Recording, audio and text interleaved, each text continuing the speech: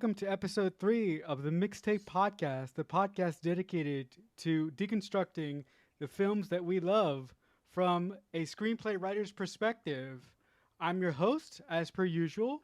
My name is Marcelo Inosoza, joined by my fellow screenplay writer and one of my dearest friends, Dean Stark. And on today's show, we'll be talking about the 1999 film directed by Tim Burton, Sleepy Hollow.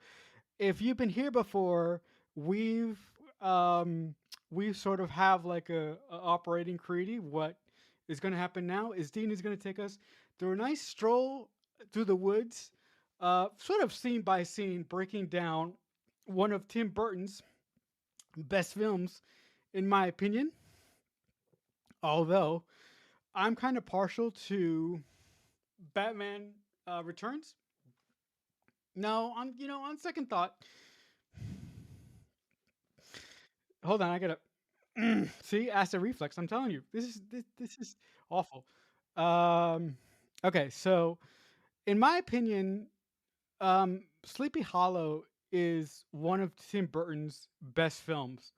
I mean, say what you want about the Nightmare Before Christmas, Edward Scissorhands.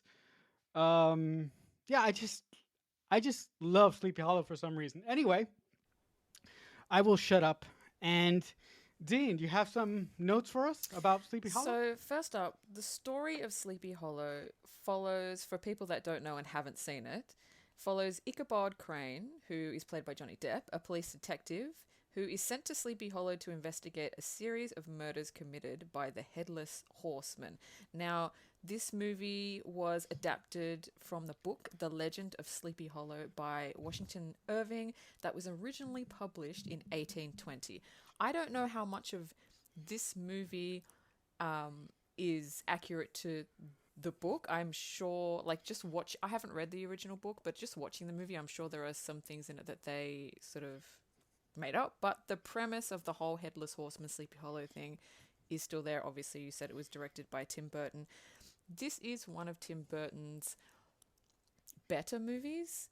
Tim Burton was my favorite director until he wasn't, right? Until until he started making stuff that wasn't Tim Burton. He kind of just went mainstream, and I was like, no, dude, you're weird. I like your weirdness. I like your dark, morbid weirdness.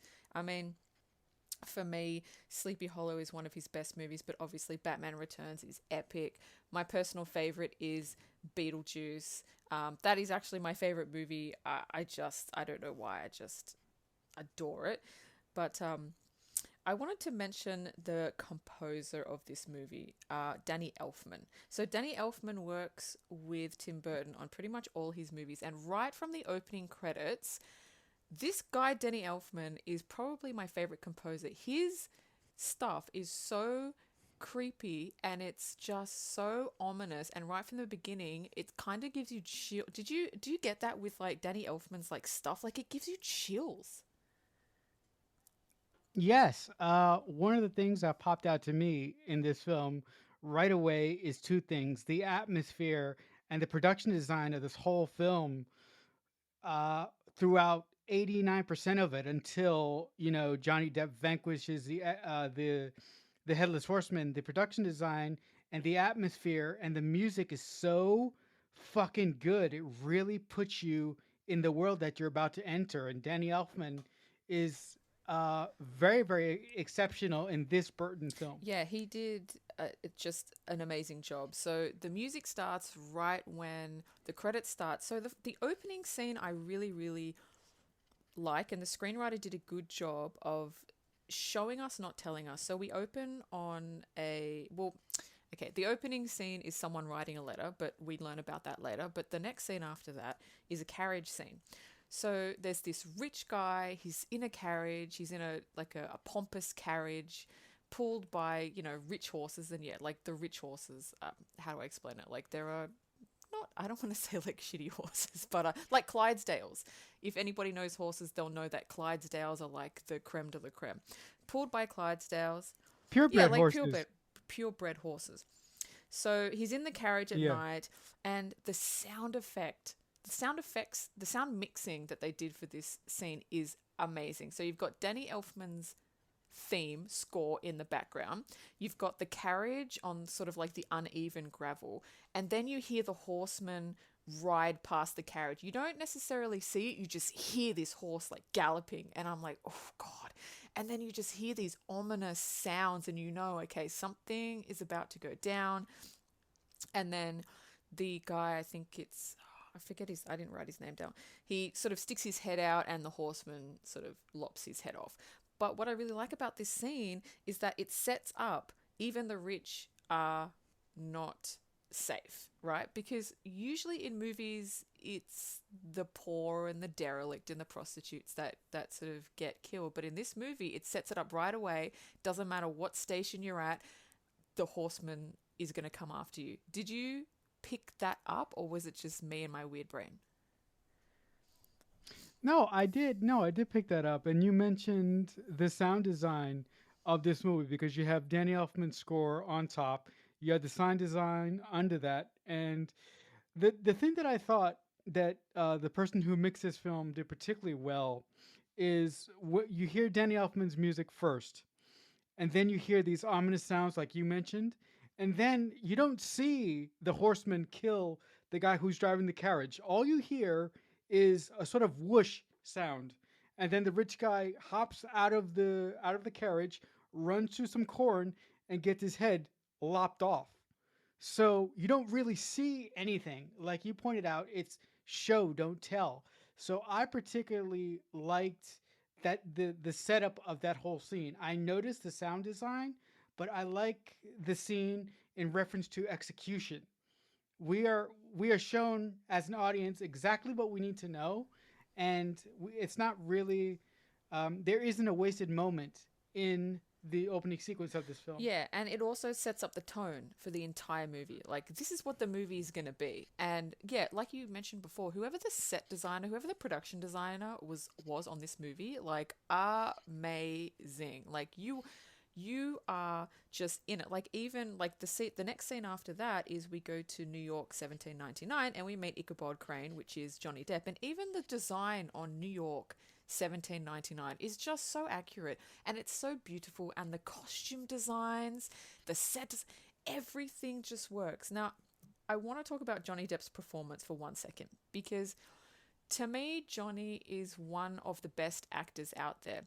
So as I was watching his performance in the movie, I realized that the dialogue that he's saying, the way that it was written, depending on which actor picks it up, can be construed a different way. So the dialogue that he says is very serious. It's very like, this is what it is, this is what I'm going to do, you don't understand, blah, blah, blah. But the way Johnny plays it is kind of funny, but really subtle. So it's not funny as in he's making fun of himself or the character, but he just puts these looks, these Johnny Depp looks, and just the tone of his voice will change and go up an octave when he says something, just to make it a little bit, just to make it funny but not funny.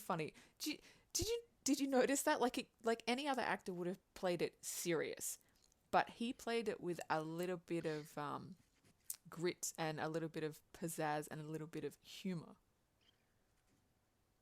I really feel that a lot of the films that bring together Johnny Depp and Tim Burton, we really get a unique performance by Johnny Depp. He's one of those actors who isn't necessarily a method actor, but brings something unique and something special to every one of his roles. And the thing that I liked about his performance in Sleepy Hollow is that, for the most part, for reasons that we're going to get into in this episode, for the most part, he is very, very meek in certain situations with certain characters. But to what you said, there are moments where that meekness goes away, and he gets brave in certain situations and in certain instances throughout the course of the film, which I'm sure that we'll talk about. And I don't know if that is necessarily in the script. Well, it's most likely that wasn't in the script. So I think that was a Johnny Depp little sprinkle for this particular Tim Burton project. And I really, really like that because with most actors, like you said, they would play it straight. And the fact that he didn't makes his character stand out above the rest for the rest of the film. Yeah, just a little. I mean, we'll get to the trivia at the end, but just something that has come into my mind that is not in the trivia, but something that I did read was Johnny Depp has actually never seen Sleepy Hollow because he hates his performance in the script. So take that as you will. What I really, really like about the when we meet Ichabod is we learn a lot about him in a short space of time. So we learn that he's progressive in the way that he thinks. He does experiments. He likes to get evidence. He's not just like if somebody says something, he doesn't just take it on face value. He likes to look deeper and research and do all that. And he's surrounded by people at where he works at the police station by basically people called sticks in the mud, which is another way of saying people that resist change, people that don't want to move forward. Whereas Ichabod is very much, I want to move forward. I'd like to do experiments. I like to really, really, really get to the guts of what's going on. And they don't. I just want to talk about a shot. You probably noticed it. So in this scene is the amazing, iconic Christopher Lee, and I think he plays a judge. And there is a shot that Tim does from. It's like right in front of Christopher Lee, and behind him is an angel with black wings. But the way that he's shot it is it's Christopher Lee, and it looks like he's got the black wings coming out of him. So it kind of shows he's not a great person. Did you notice that shot? Yeah, yeah, I did. Also, I noticed because the scene has Christopher Lee, sort of high above the rest of the principal actors in the room. But if you notice on the right side of Johnny Depp, there's a guy in like, in like chains or something. It's a guy that is, he seems to be in a cart, and for some reason, I thought, are they gonna like probably sentence that guy to death or something? It was very odd. It was very Yeah, weird yeah, I did find that. that odd. I have a feeling that that was more of an extended scene and it got cut because I felt like there were a lot of elements that didn't really need to be there for what we saw. So the only thing I can surmise was that they cut it down time because Sleepy Hollow is already long. Like it's I think it's an hour and 45 minutes. Like that's for not for now. Now we've got like 4 hour movies. But for 1999, an hour and 45 minutes is quite long. So I have a feeling that they just would have cut down that scene because I noticed that person too, and that person didn't really have anything to do with anything. So basically, the Christopher Lee character and his police detectives think he's a quack, don't want to be around him anymore, don't want to listen to him, and so they ship him off to a little town called Sleepy Hollow. Now, there are two shots in this film that I absolutely adore and that makes me love Tim Burton. One of them is when Ichabod gets out of the carriage and he's entering Sleepy Hollow. And there's a beautiful crane shot of behind him and it just lifts up and you see the entire town of Sleepy Hollow and there's fog, it's surrounded by forest. It is one of my favorite shots probably ever in cinema. It is absolutely beautiful. What say you about that shot? No, that's actually a wonderful, wonderful shot, and it's really indicative of. I know you don't like westerns, but it's really indicative to me of the lone gunslinger coming into a town where nobody wants him. Oh, that's a good point. Yeah, And I can see that. yeah, and the thing, and also, I think that scene is indicative of showing you that this town has a secret, and everybody doesn't like strangers, and and as Johnny Depp walks through the town before he reaches the inn. There are a couple shots of people closing windows and people Mm. shutting their doors. So it's very, very clear that there's an issue in this town, but nobody wants to deal with it. Yeah, yeah. So yeah, so I particularly like that scene because of what it invoked in me. But uh, you know, I wouldn't hold it against you for saying that's one of your favorite shots in film history because it's a wonderful, wonderful establishing shot that says a lot about the journey that we're going to go. That says a lot about the journey that we're going to go on in the Yeah, film and it here. also tells the audience, like you said, everything. It doesn't by just by showing that one shot. And like you said, when he walks through the townspeople don't like outsiders. They kind of keep to themselves, and you're like, okay, what's going on in this town? So after that, we meet a character called Katrina Van Tassel, which is played by the amazing Christina Ricci. I adore Christina Ricci. You know this. I will watch anything she's in. I think she's amazing. So we meet her, and she's the daughter of the guy. I didn't even write his name down. What's his name? Do you remember his name? Of the no of the mayor of the The town, no, right? she's the daughter The of the guy that runs the town. I can't remember what his name is. Yeah, he's the mayor Yeah, of the yeah, town. yeah. I think the Well, the essentially, I mayor. can't remember what his So fucking name is. after we sort of meet her for a minute or two, Ichabod is taken into the back with all the sort of elders of the town, and he's told, you know, the Headless Horseman is killing people.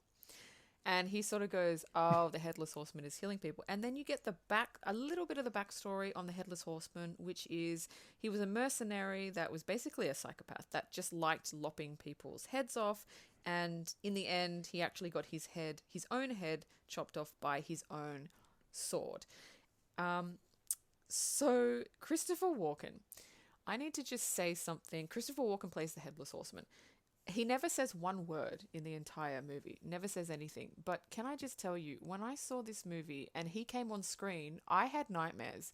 And I still have nightmares. I think he is one of the scariest villains I have ever seen. I don't know if it's the teeth, the hair, the get up, the ice blue contacts. I don't know. But he honestly scares the crap out of me. What say you on Christopher Walker? I mean, he did a great job, but does it elicit that within you, or are you just like, oh, that's a good makeup design?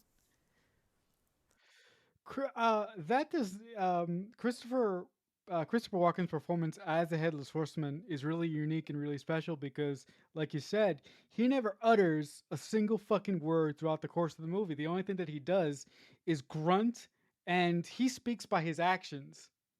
Right? He speaks by every person that he kills in the film.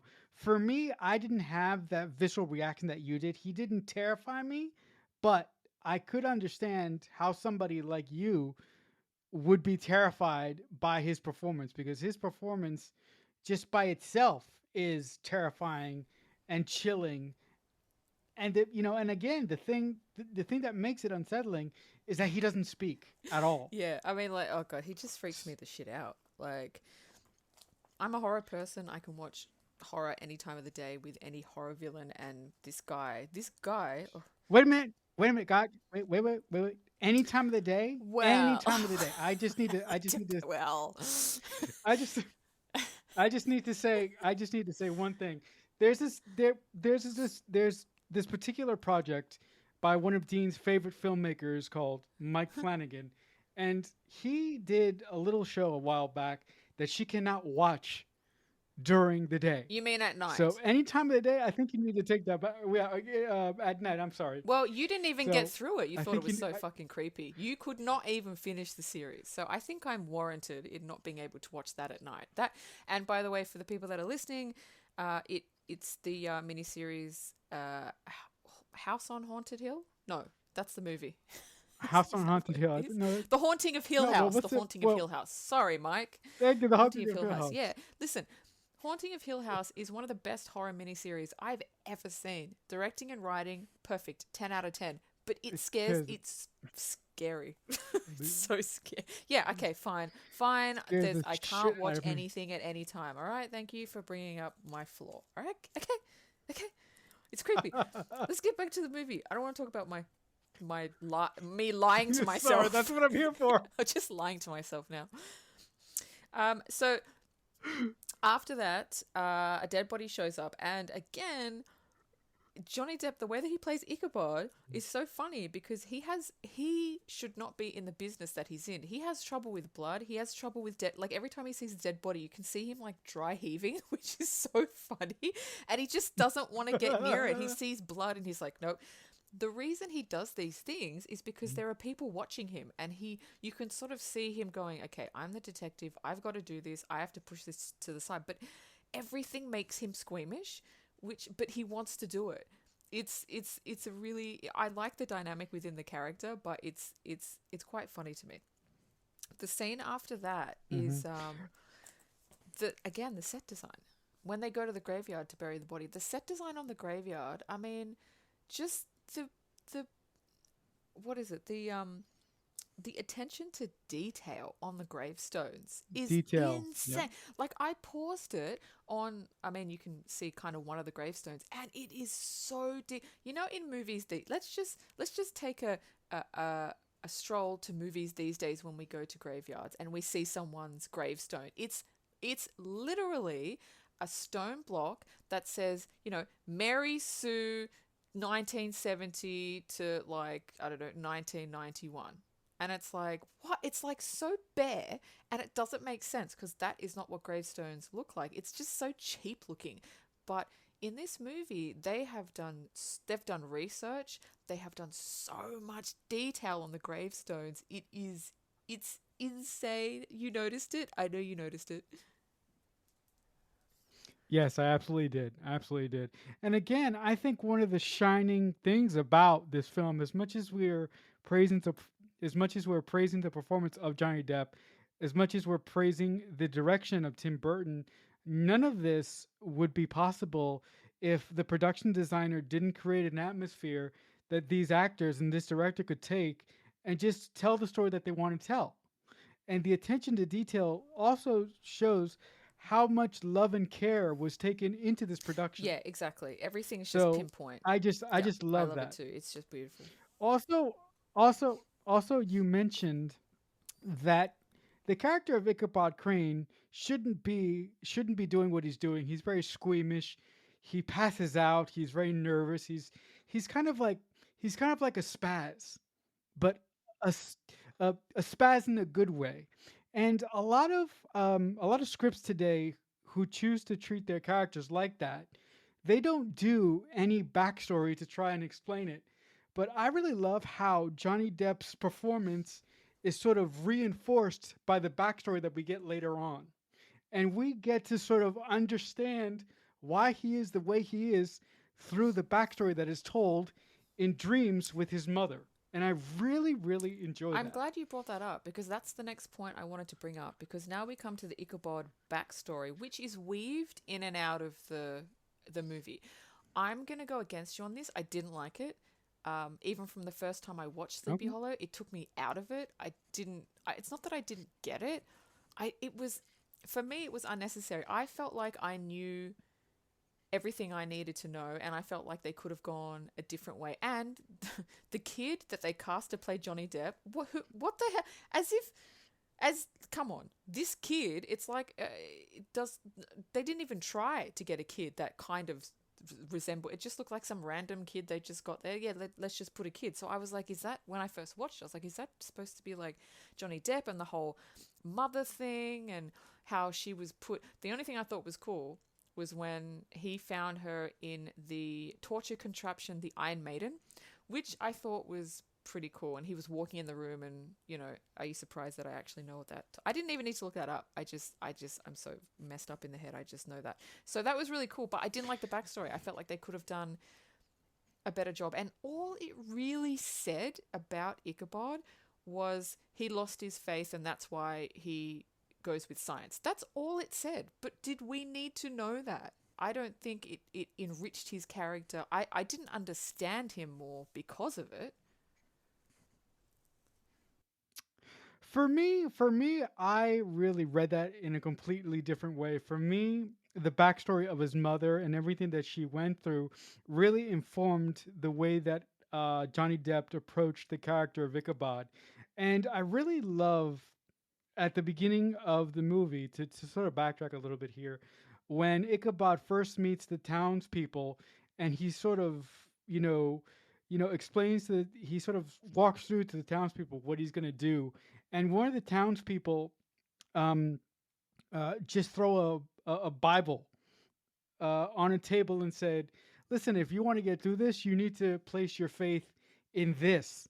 And I found that really, really affecting because it's no secret. I've said it on multiple podcasts. I'm a atheist. I don't believe in anything. So I just love when in stories characters who have lost their faith are presented by people who have faith, and I love to see how that affects them in the story that they go on. So again, for me, the flashbacks with Ichabod's mother really worked, and I could, I could see how, for you, they didn't work, but for me, it really helped me a lot to understand the way that Ichabod That's what I is. love about movies and anything in the creative field is that it can be interpreted so many different ways. Like looking at a painting or a sculpture, or like this, even watching a movie, it can really Mhm. speak to some people, but then turn other people off. And I really enjoy that. I just wanted to, Mhm. I want to give a huge shout out to the stunt double of the Headless Horseman, the dude that drives the horse. Now, I looked up his name. His name is Ray Park. This guy, the way that he maneuvers and controls Right. this horse, it is amazing. Like, if somebody just took all the scenes of this guy riding the horse and maneuvering this horse and made it into like a YouTube clip, you can see this guy is the master of this horse. This horse does anything this guy. I mean, and horses, like the horse he's riding, I don't quote me on this, horse people. I think it is actually a Clydesdale, which is the biggest horse. Like, did, tell me you noticed that this guy on this horse. Like I've seen horses, like I've seen stunt people on horses before, but the way that this guy, like I don't know, I can't explain it. But I was watching it in detail. I was just in awe of this stunt guy. Just had this like control over this beast. Do you know who Ray Park actually is? Do you know who he is? Do I? He's a stunt. No, no, no. He's a stunt double. But do you know what other Yeah, projects he's well, I been in? do. It's in my trivia, Be- so I'll take it out of my trivia. Yes, I know. okay. But hearing that the stunts were performed by Ray Park and the way that he controlled the horse, that doesn't surprise me at all because of Ray Park is one of the best stuntmen that we have today, and I don't want to spoil what other projects that he has been Say in it. Just say it. because Say it. that's Say it. Say gonna it. Say it. No, no, no, say no, it no, because no, I only I know no, one other no. project, and you probably know about 5 or 6. So you say it.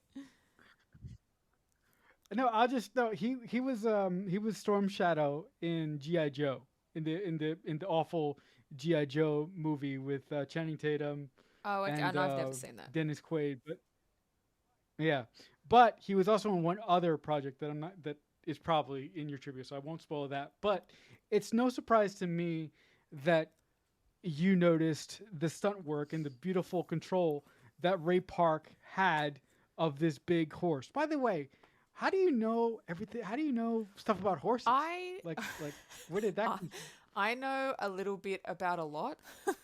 So yeah, honestly, like I don't know a lot about a lot. I know a little about a lot. I don't know how I know these things. I think oh, do you know how I know it? I used to go to a school with a girl that was obsessed with horses, and she was showing me different horses, and the only one I remember was a Clydesdale because it was the biggest, most beastly horse, and I was like, whoa, like standing next to like I'm 5'4", standing next to a Clydesdale, like it would just be, it's a dinosaur. It's horses scare the shit out of me. It's so powerful. I don't know. And yeah, just watching this guy and how he just takes complete control of this horse, it's just like, it's awe-inspiring. Okay, moving on. So there's a scene Mhm. that it's one of my favorite scenes. It's a funny scene. It's after Ichabod um sees the headless horseman lop off um somebody, I can't remember. I think it's Brom. I think Brom's head Yeah. on the bridge, right? So there's this whole Hmm. fight sequence there. Oh, and by the way, I loved that sequence on the bridge. I loved the way they filmed that, and I loved the sound mixing because there is a bit where they both run across the bridge and they hear the horseman's boots and they turn around and he's not there. And I was like, oh, that's weird, but he was on the roof. And then he jumps down behind them and I was like, oh, that's pretty... I like that a lot. So anyway, the sound mixing on that scene was really, really cool. But the scene that I really liked was after that, when he's in bed and he's got the blankets up and he's like, I'm not leaving my bed. I wrote down what he said because I thought it was so funny. He said it was a horseman, a dead one, headless. I just find that so funny. Of And I course was it is. just like, and they're like, yeah, we told all the people in there. They're like, we tried to tell you, and like he just was not getting out of bed, and then he just fainted, and I was like, that is such a funny, because that's a natural reaction. That is a reaction that people can connect to, because if you watch like detective shows or anything like that, when something traumatic happens, the detective kind of, they kind of just compartmentalize it and they move on. But in this, it actually showed what most people would do, which is basically cower under their sheets and not want to come out. Obviously he does eventually, but yeah, I just found that scene so hilarious. So moving on from that, moving a little bit further into the story, there's a bit which I personally was not a fan of, and watching it now, deconstructing it, I was like, oh, I felt like that just didn't need to be in there. So it's a scene when Ichabod he's in the forest with young Mesbeth, the boy, and he finds a cave, and he goes into the cave and he finds this witch. Now, this scene always jarred me because I never really understood why it was there, and then I realized why I always had a hard time with it, because the whole scene is just exposition. That's the scene. It's just this witch tells him where to go and what to do, and he did. But as a detective, like, he's supposed to do it because he's the detective. I don't know what happened in the screenwriting process. I don't know, again, if they were just braced for time, but the whole scene is just her telling him where to go next. And I felt like as a screenwriter, like, you don't do that. You don't tell your character where to go. The character has to figure it out for themselves. Did you notice any of that? I did not like that Mm. scene at all, and I'm gonna repeat you once again because um, when you have a lead character, it's best for your lead character to discover what he needs to discover on his journey. Really lazy writers will have the lead character have a conversation with somebody and give them exposition to move the story forward. And the scene with the sister is unnecessary, but I think the reason that they put it there is because it comes back in the third act. And in the third act, I thought they really got exposition crazy. Like, I really wish that they would have done, like, I like the third act, but I really wish that they would have tightened it up in reference to. I think they over explained everything. I think they tied everything up in a nice, neat bow, and I would have liked them to, from a story standpoint, leave some branches Yeah, I unsolved. agree with you. I don't love the third act. It's probably my least favorite act of the film, just because there's a lot of scenes that went on for too long, and like you said, it's tied up in a bow and this exposition that doesn't need to be in there, and it's kind of just. I mean, I still love the movie, but it's kind of just from a screenwriter's perspective, it's kind of jumbled. But the scene I really did like was when they got to the Tree of the Dead. Now, the Tree of the Dead is epic. Whoever designed that tree is That thing it is is awesome. so awesome. And I love, I mean, God, Johnny gets sprayed with so much blood in this movie. I love when he starts chopping at the tree and all this blood starts coming out. And I'm like, that is so cool. And then he finds all the missing heads because the horseman lops off heads, but they never actually find the heads. And Ichabod is trying to think of, like, why is he fucking stealing the heads? But he stores all these heads in this tree that's blood, and you're kind of thinking, why is this tree here? Why is there heads here? Why is there blood? Why is it all this? And then you realize it is actually the horseman's grave, because you can see his sword. So and I really like that, because out of the horseman's grave, the horseman was so terrible and so horrendous that even Mother Earth couldn't kind of keep that energy within the grave. And so his energy spread out, and so it kind of sprouted this tree of death. And I really, really, really, I really love that, just that concept that just somebody's dead body can be so toxic that it can actually sprout something sort of even more toxic. So Ichabod finds the grave, which is literally just next to the tree, and digs him up, and then finds, this is when we push the story forward, that the horseman's head has been stolen. It's not there. And so he actually realizes at this point that to stop all this, he actually has to find out who has the head and reunite it with his body. And he also realizes that whoever has the head controls the horseman. This is where, for me, the story got a little bit nuts when we find out who controls the horseman and ultimately why this person wanted to control the horseman. That really ticked me off because it ended up being a thing about real estate and personal power to me. And I'm like, really? You guys are doing this amazing story about the Headless Horseman, and to explain all this, you want to make the primary villain of your film a person who is concerned with power, and the only reason that this individual is sending the Headless Horseman after people is because she wants to gain land and influence within Sleepy Hollow. I'm like, as a screenplay writer, I would have wanted something a lot different in reference to the motivation of the true villain in this film, the person who was controlling the horseman from the Oh, that's beginning. funny. I never actually thought of it that way. I thought that the motive. I agreed with, not agreed, but I understood the motivation because she was a psycho. Like, she's crazy. She's not all there. Mhm. Um, Ever since she was a kid, she's crazy. So it doesn't make sense to look at it from like our point of view, where we're like semi sane. Like, she's a psychopath. She will literally kill anybody to have power and money, which is like what most people kind of would do for power and money. Like, people would Mhm. do a lot. So I kind of understand. I kind of understood her. Look, is it the best motivation in the world? No. But is it passable for me? Yeah, it's passable for me. So Okay.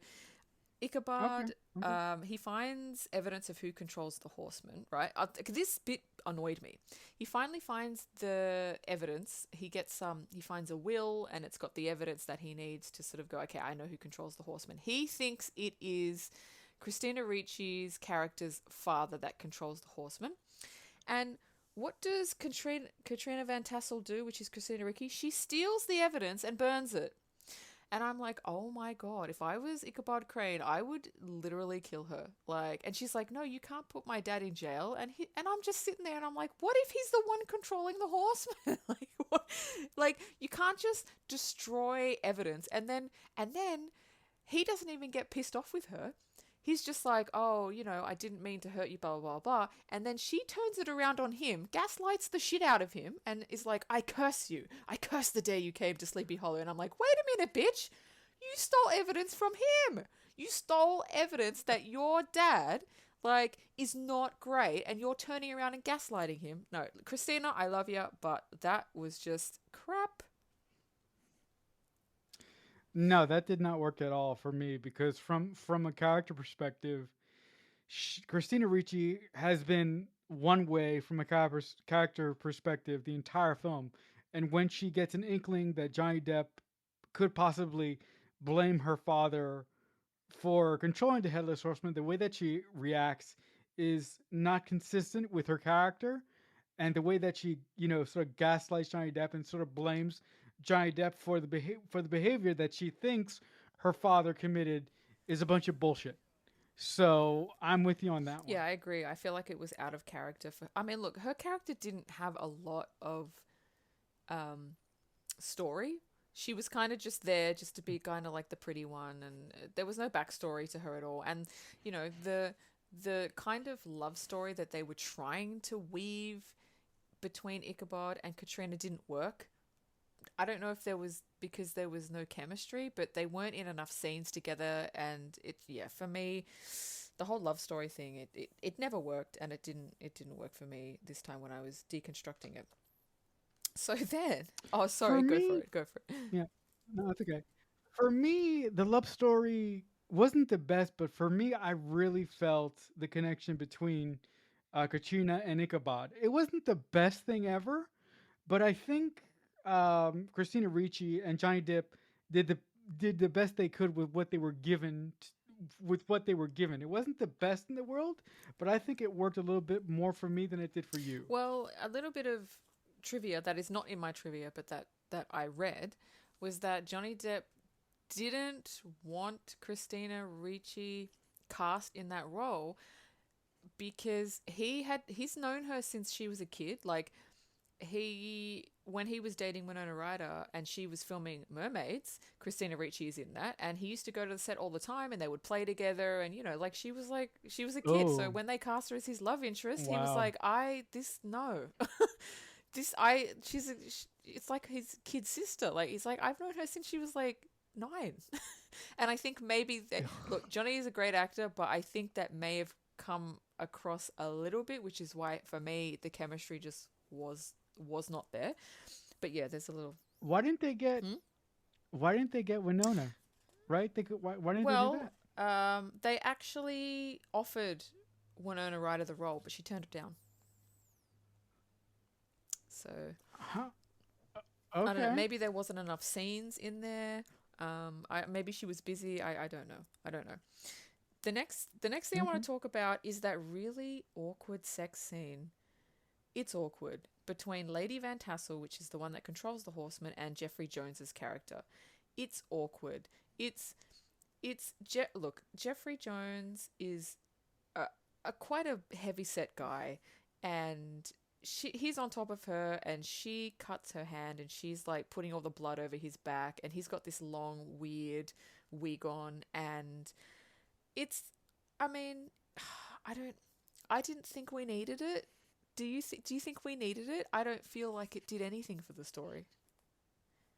No, it was completely unnecessary. You could have taken that out and still understood that the woman who was controlling the horseman is a crazy fucking bitch. Yeah. Because that was I think the only reason that they did that was for shock value and to really bring the point home that this woman is off her fucking rocker. But it was completely unnecessary. If you look, if as a screenplay writer, if you're gonna have sex scenes and moments of passion, make it make sense within the story. Have your story, have the sex baked into the story. Don't use sex for shock value. Yeah, no, I completely And agree. that's what I think. Um,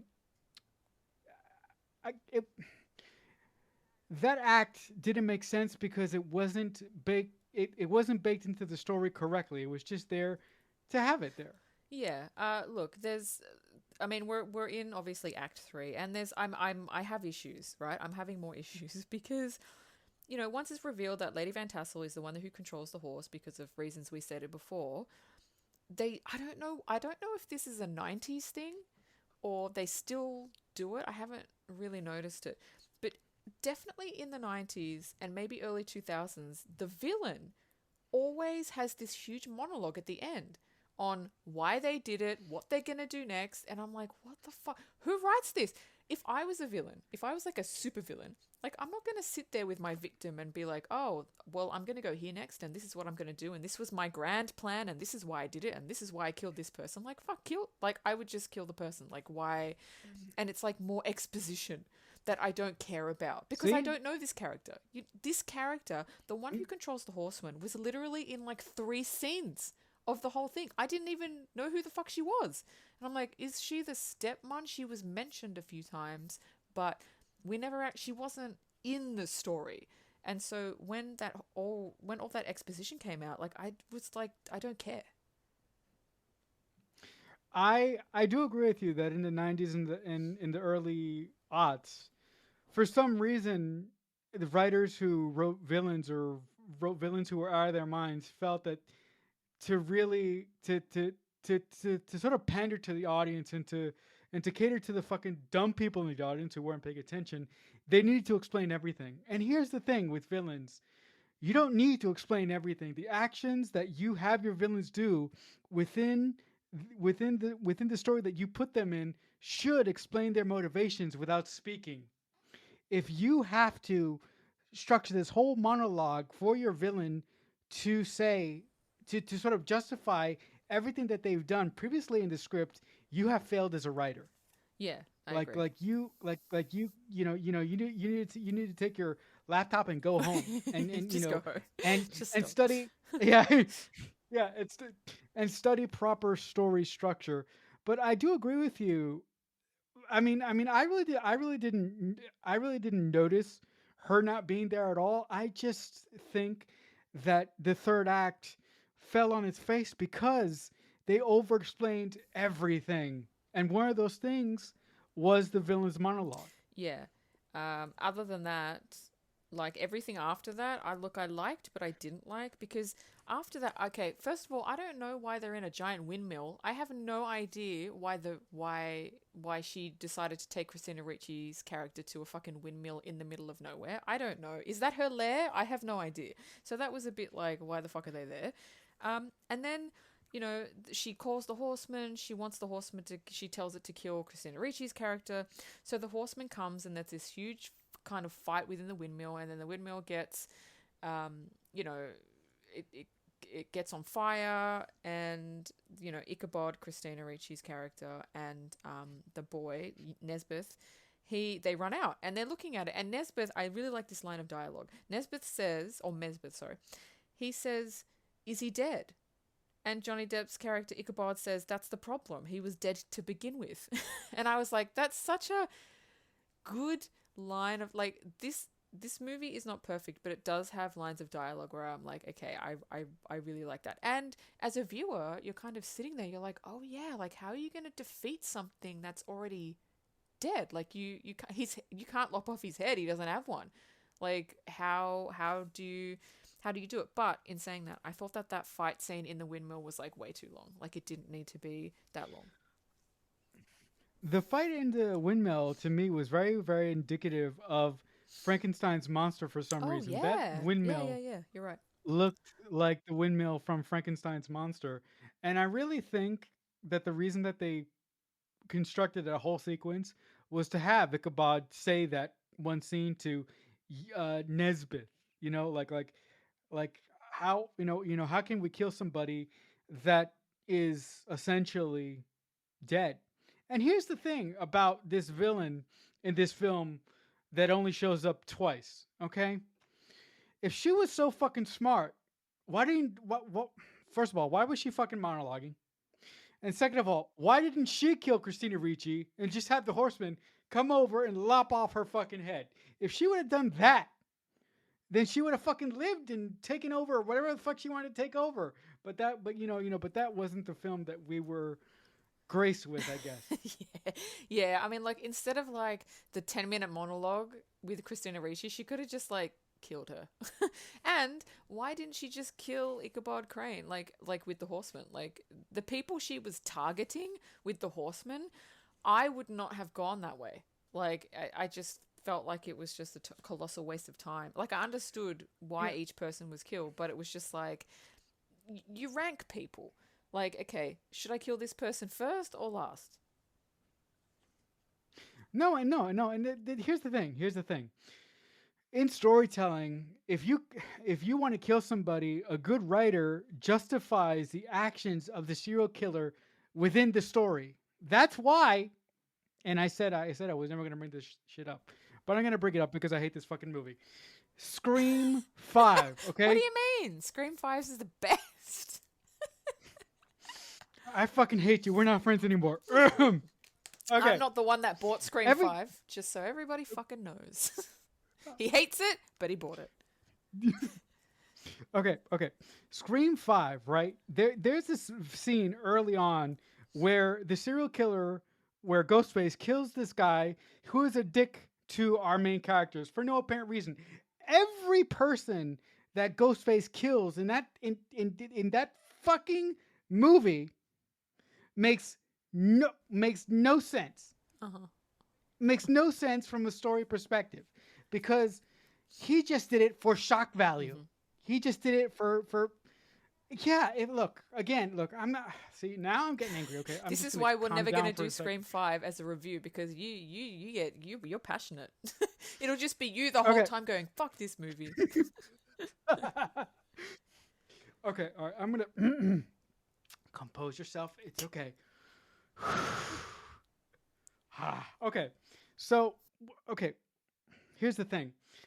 If you're gonna have your villain kill someone in a script, make it a part of the story and make it make sense.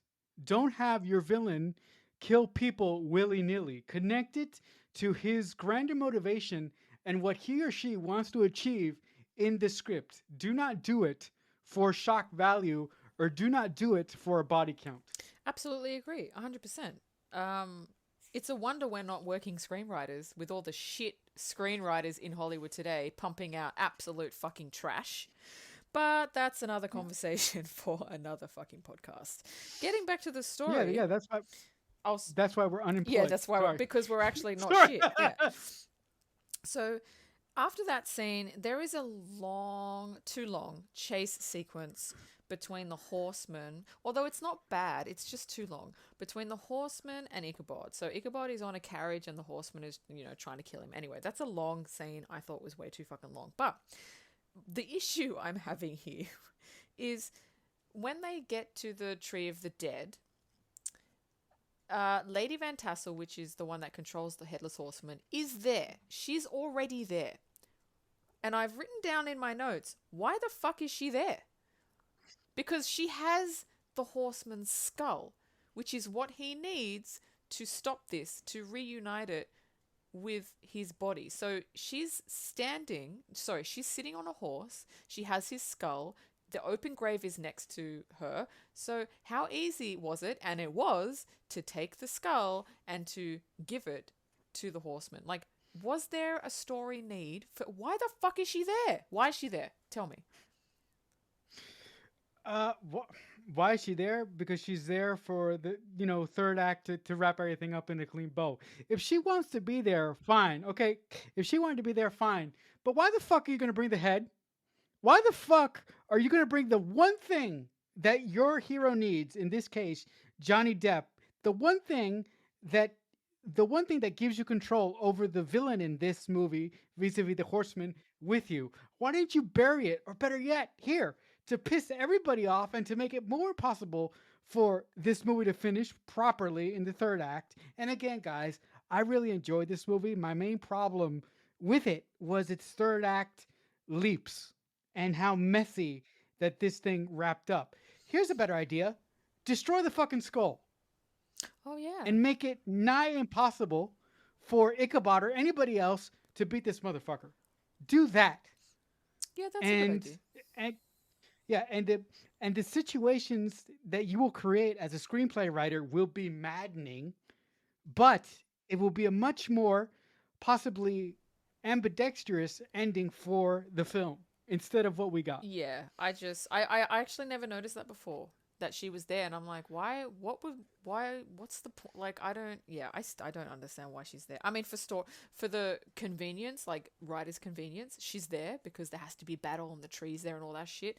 Um, but yeah, I didn't understand it. So anyway, he obviously very fucking easily grabs the skull, chucks it over to the Headless Horseman, who grabs it, puts it on his head, and then some very odd, weird, cartoony, I don't know what you would call it. Like it's like the reconstruction. Visual effects. Yeah, visual effects, like a reconstruction of like the the muscles and the skin and stuff, which like was not, for 1999 it was not that bad. And then we see the Headless Horseman, as one again with his head, and he sort of looks at um, what's her name, Lady Van Tassel, and realizes she's been messing him over, grabs her, does the worst kiss and the most disgusting kiss in his cinema history. He basically eats her face, and then on the horse they jump into the tree of the dead, and I supposedly she's dead, which is a cool scene. It is a cool scene. I don't know, but yeah, it's probably the most redeeming factor of the third act.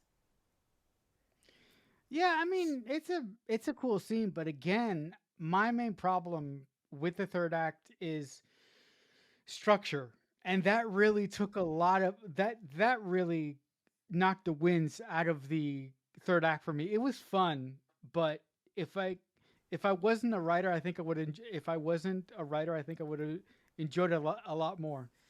Yeah, I mean, look, every time I've watched this movie beforehand, I never actually like I didn't have issues. Now I'm deconstructing it. I'm like, oh well, the third act totally doesn't work from a screenwriter's perspective. So we come to the end of the movie, and when we started this conversation, I said there were two shots that Tim did that were my favorite. The first was the crane shot of Sleepy Hollow, and the second was the final shot of the movie when they get out of the carriage, and Christina Ricci is wearing like a Beetlejuice-esque dress, and it's another crane shot from behind, and it just shows New York City, 1799, and it is one of the most beautiful shots, I think. Yeah, it was a really really cool way to sort of bookend the film because the film starts with that beautiful crane shot that you like so much of Ichabod coming into the town of Sleepy Hollow as the lone gunslinger, and it finishes with quote unquote Ichabod Crane having a whole family in a sense. I mean, even poor Nesbit comes along as his manservant, but if you read between the lines, you know that that kid is going to be their son or their adoptive son for the rest of their life. So it's a really nice way to give Ichabod some closure for his character throughout the film. Yep. So that's all I've got for. I mean, we can go to trivia next. Yeah, you want to go to trivia? Okay, welcome to trivia with Dean. So I did put a lot of effort into this because, again, there's a lot of trivia about a lot of movies, but a lot of it is boring. So I tried to pick the most interesting trivia that I could for people. So when Christopher Walken was cast as a Headless Horseman, he actually had no idea how to ride a horse. So they had to teach him how to ride a horse. Yes, which I thought was funny. This one I like. The entire town of Sleepy Hollow, that big crane shot of that town was built from scratch. It was it wasn't just the outside, because in films only the outside is built and then when you go in there's like hollow. No, they built rooms, floors and stairs, and it took them 3 months to build the entire town. Not the windmill. The windmill's a separate thing. But to build the entire town of Sleepy Hollow. And when they were finished filming, they just tore it all down, which is no good. It's depressing, isn't it? It's so depressing. So depressing. Yeah, so Ray Park was the stunt guy, the Headless Horseman stunt guy. So he actually had to wear a blue ski mask when he was on the horse, so they could digitally remove it in post. And the special effects were actually done by Industrial Light and Magic, which I thought you would like. Mm-hmm. Yeah, that's why that's why I mean the special effects in this movie are a little bit above board because they're just great. Even the visual effects when the horseman lops off their heads. Usually, when you see bad special effects, you can tell where the live action shot ends and the CG effect begins, and the visual effects between the actual stuff and the visual effects, uh, the the live action stuff with the visual effects stuff in this film, particularly with the Headless Horseman, melded very very well, and it makes a lot of sense that the premier visual effects house back then and now had this film and did magnificent work on this film from a visual aspect of it. Yeah, it looked great. And, Ray Park, as we talked about before, played another very famous character in the Star Wars universe called Darth Maul. And I know, Yep. and all the people will be like, oh, he played Darth Maul. Yes, he played Darth Maul. Yes, he did. Yes, he did. Yeah, the only good thing about that fucking episode 1 was that fight. I liked those. But that's it. I liked those movies. Look, did I love them? No, but I liked them. I didn't think that. Listen. If we're going to talk about shitty Star Wars movies, the most recent ones, okay? The Phantom Menace, Attack of the Clones, Revenge of the Sith, they were like golden compared to the new ones, okay? I'm sorry. I know that's going to hurt Star Wars fans. This is just my opinion. Yeah, well, okay, well, I will say that the last Star oh my god. The last Star Wars that's, you know what I was going to say, right? The last Star Wars film was the worst Star Wars film that I've seen, and that really hurt me personally because my guy was behind the camera. He should have never been there in the first place. But enough said about Star Wars. Let's just All right, back to continue the trivia. Back to the trivia. with the trivia bullshit. Okay, so other actors considered for the role of Ichabod Crane were Liam Neeson, Brad Pitt, and Daniel Day-Lewis. So I would have loved to see Daniel Day-Lewis do this. He would have done it straight, Wow. though. Like, he would have done it so straight. But Liam Neeson, I could... No, that would totally No. be bad casting. Maybe Brad Pitt, but Daniel Day-Lewis I could see. All right, there's one more trivia left on my list that you and I both already know, but maybe our listeners don't know. So, Sleepy Hollow is actually a real-life village located in Westchester County, New York. So you can actually visit Sleepy Hollow. Is it like the movie? No. Do I wish it was like the movie? Yes. But there you go. End of trivia. Yeah, I actually when I was a kid, there's a Spanish bakery in Westchester, New York, that my family would go to all the time, and we would pass the cemetery all willy nilly. As a matter of fact, a little bit, just a tiny bit about our relationship. Uh, Before Dean sort of put handcuffs on our relationship for reasons that I will not go into, I actually I went down there one time and I sent her a video of a cemetery. And then, because Dean loves cemeteries, she's creepy like that. And she asked me, "What's the deal with the cemetery? It looks really cool. You should walk. You should get out of the car and walk the cemetery." And I'm like, "Do you know what cemetery this is?" And she's like, "No." And then I was like, "This is a cemetery where the Headless Horseman is buried." And guys, she physically lost her shit. She basically begged me to get the fuck out of the car and walk the cemetery.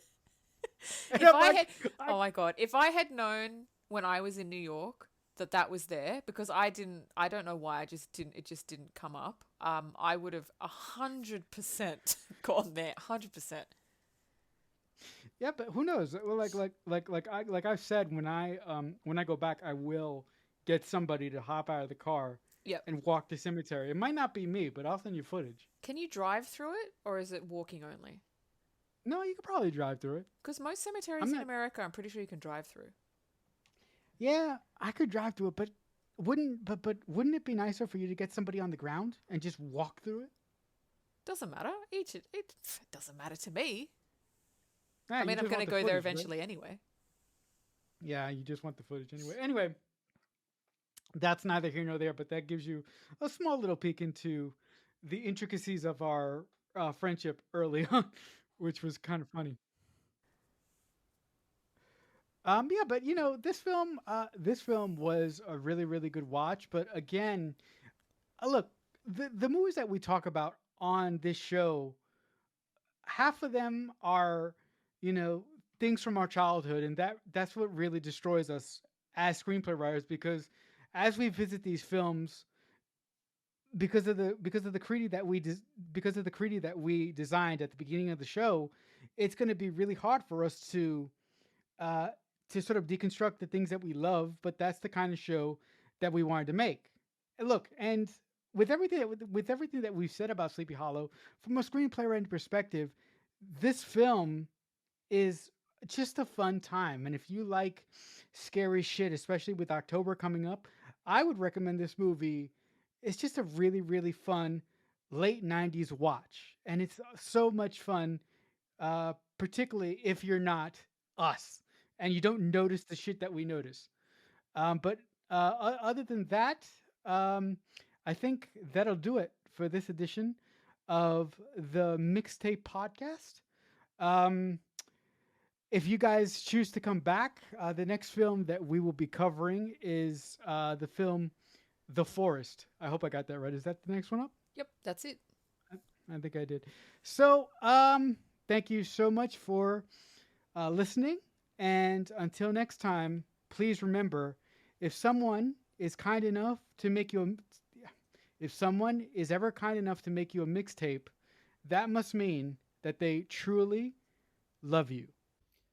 The Mixtape Podcast is a Balloonhead Productions presentation.